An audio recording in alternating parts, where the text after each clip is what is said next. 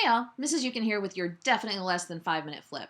Today we're going to talk about direct variation, which is a concept that you should remember from Algebra 2.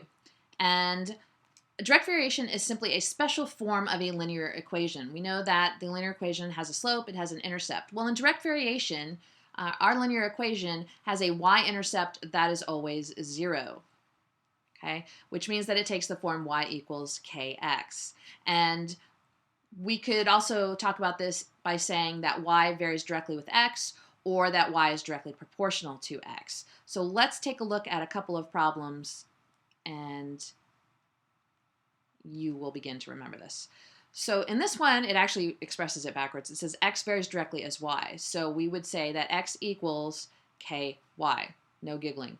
All right, and then it tells us that y is 9 when x is 6. So I'm going to substitute in those values. So x is 6 and y is 9, and we're going to go ahead and solve for k. So we obviously do that by dividing by 9, and that means that k is equal to 2/3 when we reduce it. So our equation is actually x equals 2/3 y. And then it says find y when x equals 8. So now we're going to substitute 8 in for x. So I get 8 equals 2/3 y. I'm going to multiply both sides by 3/2 to solve for y. And so when I do that, let me see, 3 times 8 is 24, divided by 2 is 12. Y equals 12. So I actually had kind of two solutions to this example. My first one was the equation that related x and y, and my second one was to figure out what y was when x was 8. All right, let's look at a word problem, because we all love word problems. We've got simple interest on an investment is directly proportional, so there we see those words, directly proportional to the amount of the investment.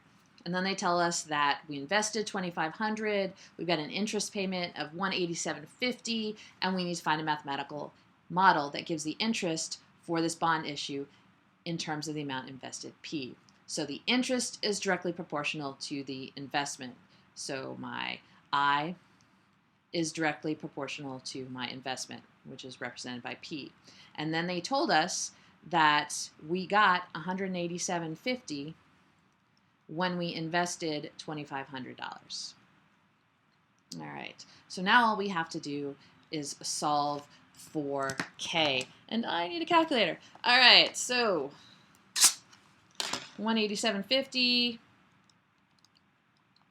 divided by 2,500, and we get 0.075.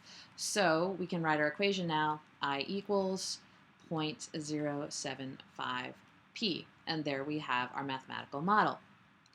All right, that was way less than 5 minutes, so enjoy your bonus 2 minutes and make sure you do the quiz.